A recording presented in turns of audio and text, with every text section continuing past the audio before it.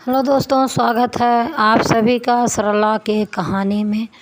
आप सभी दोस्तों का स्वागत एवं अभिनंदन है। दोस्तों, लेकर के आए हैं एक बहुत ही दर्दनाक कहानी। और ये कहानी अपने आसपास या अपने गांव घर में आप लोगों ने देखा होगा कि जब किसी के माँ बाप बूढ़े हो जाते हैं तो बेटों और बहू के ऊपर किस तरह से भार हो जाते हैं। तो आप लोग को उसी कड़ी में एक कहानी सुनाने चल रही हूँ।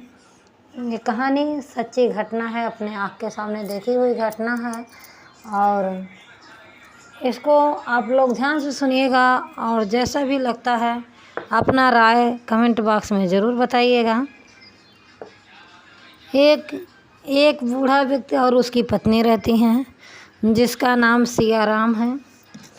और उसके 2 बेटे और 2 बहू होती हैं। और वो बेचारा मेहनत मजदूरी करके अपने बेटे को खूब पढ़ाया। और खेती बाड़ी भी था, उसे खेती बाड़ी में काम करता था। उस बेचारे के पास कोई नौकरी नहीं थी। खेत बाड़ी में काम करके, किसानी करके अपने दोनों बेटों को पालता है और बड़ा करता है और उन लोगों को अच्छी शिक्षा भी देता है। और बड़े होने के बाद, पढ़ाई लिखाई संपन्न होने के बाद दोनों बेटों की सरकारी नौकरी लग जाती है।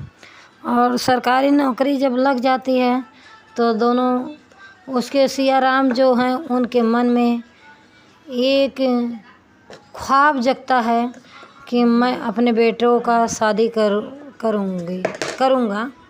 अब तो मैं अपने बेटों का शादी करूँगा और मेरे भी घर में बहू आएंगी। और जो सियाराम होते हैं उनकी पत्नी पहले ही डेट कर चुकी होती है और बहू आ जाती हैं घर में। तो फिर धीरे धीरे उन लोग में अनबन होना शुरू हो जाता है। कोई कहता है हम नहीं खिलाएंगे, कोई कहता है हम नहीं खिलाएंगे। और छोटा बेटा बड़े बेटे को कोसता है कि तुम पापा का ध्यान रखना। और बड़ा बेटा जो है, छोटा बेटा बड़े बेटे को। इसी तरह दिन बीतने लगा और दोनों की औरतें, अब दोनों सर्विस चले जाते थे, अपने काम पे चले जाते थे, ऑफिस चले जाते थे। तो दोनों पत्नियां जो होती हैं वो इस बूढ़े बेचारे को खाने पीने को नहीं देती हैं। जब खाने पीने को नहीं देती हैं तो धीरे धीरे सियाराम की अवस्था जो है वो घटने लगती है और वो बुढ़ापे में बदल जाती है। बेचारा बिना अन्न पानी के रात दिन बिताता है अपना। और उसकी पत्नी भी साथ छोड़ चुकी थी। वो अगर कहता तो किससे कहता। तो ऐसे सारे दिन कट रहे थे उसके, एक एक दिन इसी तरह बीतते जा रहे हैं। और जब बुढ़वा कुछ बोलता तो बहू लोग लड़ने के लिए तैयार हो जाती कि अगर कुछ बोलोगे, अगर हमारे पति से कुछ शिकायत किया तो आपको मार डालूँगी। तो वो जो होता है सियाराम बेचारा वो चुपचाप इन लोग की बात मानता है और एक जगह चारपाई पर पड़ा रहता है और बैठा रहता है, गिड़गिड़ाते रहता है एक रोटी के लिए कि दे दो, हमें खाना है, भूख लगी है।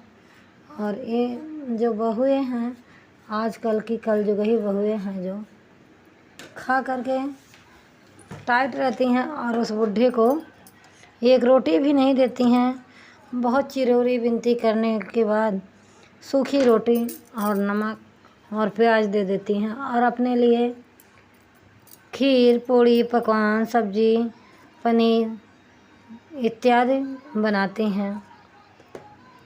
बस एक एक दिन इसी तरह बीतने लगा और बूढ़ा बेचारा देखता और पछताता, खाने के लिए तरसता और क्या ही कर सकता था। और भगवान की माया कि दोनों बहुओं को भी लड़का बच्चा अभी नहीं हुए थे।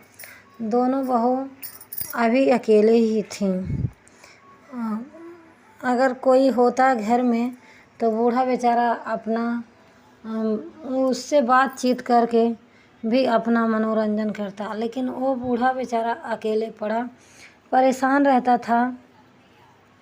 और इधर ये लोग खा पी के मस्त रहते थे। और जब धीरे धीरे धीरे धीरे धीरे धीरे जब बूढ़ा जो है बोलने लगा, रोने लगा, चिल्लाने लगा, उसको भूख लगती तो बेचारा छपटियाता, रोता, चिल्लाता, तो उसके अगल बगल वाले जो पड़ोसी होते हैं वो लोग, फिर अगल बगल वाले पड़ोसी जो हैं धीरे धीरे पूछने लगे कि क्या हुआ, क्यों रोते हैं आप दादा चाचा जो भी। तो बोलता है कि बेटे मेरे सर्विस चले जाते थे, इतना मेहनत करके इन लोग को पढ़ाया लिखाया, शादी किया, विवाह किया, अब घर परिवार सब इन लोग के भरोसे है, अब ये लोग हमको खाना भी नहीं देते हैं समय पर। तो धीरे धीरे ये चर्चाएं गांव में फैलने लगी। जब चर्चाएं गांव में फैलने लगी तो इनके बड़े वाले बेटे से कोई कहा कि आप लोग तो अपने बाप को भी नहीं जिला पा रहे हैं, माँ तो चली गई मगर बाप का भी फर्ज नहीं अदा कर पा रहे हैं आप लोग खुद बाप बनेंगे तो समझ में आएगा। तो बोला क्या हुआ, ऐसे क्यों कह रहे हो, मैं तो अपने पापा का ख्याल रखता हूँ। बोला कि पापा तुम्हारे खाने के लिए तरस जाते हैं लेकिन डर के मारे नहीं कहते हैं। तो बोला ठीक है, अब मैं देखता हूँ। तो वो क्या बड़ा वाला छोटे वाले से कह रहा है कि आपसे ओसरी बनेगा, 1 महीना तुम पिताजी को खिलाओगे और 1 महीना मैं खिलाऊंगा। तो छोटा वाला कह रहा है कि नहीं मैं नहीं खिलाऊंगा, और बड़ा वाला कह रहा है कि नहीं मैं भी नहीं खिलाऊंगा। था ऐसे ऐसे करते करते करते करते बूढ़ा बेचारा नीचे ज़मीन पर पड़ा, आप लोग चित्र में देख रहे होंगे, गिड़गिड़ा रहा है। ऐसे बात बात में दोनों में लड़ाई छिड़ गई और बूढ़ा बेचारा हाथ जोड़ करके कहता है कि हमको नहीं रहना है तुम लोग के साथ, और हमको चलो कहीं जंगल में या कहीं वृद्धा आश्रम में छोड़ दोगे फिर भी हम आराम से रहेंगे। तुम लोग के यहाँ हमको खाने को भी नसीब नहीं होता है। बूढ़ा रो रो के कहने लगा। और दोनों भाई एकदम जान लीजिए बाप निकल गया तो इन लोग के घर का कलह निकल गया। ये लोग दोनों भाई ले करके जाते हैं और उसको जो है वृद्धा आश्रम में छोड़ देते हैं। जब वृद्धा आश्रम में छोड़ देते हैं तो ये बूढ़ा बेचारा अपने बेटों के लिए फिर भी देखिए बाप का ममता नहीं मान रहा है, अपने बेटा बहू के विषय में सोच रहा है कि वो लोग कैसे होंगे कैसे नहीं होंगे, क्या कर रहे होंगे, कैसे खाते बनाते होंगे। और इधर बाप का चिंता तो किसी को नहीं है। एक दिन बाप की तबीयत बहुत ज़्यादा ख़राब हो गई तो वृद्धा आश्रम से फ़ोन आया कि तुम्हारे पापा की तबीयत बहुत ख़राब है, अगर मिलना चाहते हो, देखना चाहते हो तो वो मिलना चाहते हैं, तुम लोग से चले आओ। तो वो लोग बोले कि मेरे पास समय नहीं है, ना मेरा कोई बाप है। इस तरह कह करके फ़ोन रख देते हैं। जब फ़ोन रख देते हैं बूढ़ा आदमी सुनता है तो वो बेचारा और फूट फूट के रोता है, खूब रोता है, खूब रोता है। और उसी जो हॉस्पिटल में होता है वो उस समय, और उसी हॉस्पिटल में उसकी जान निकल जाती है। जब जान निकल जाती है तो जब बेटे बहू को खबर मिलता है तो वो लोग आते हैं।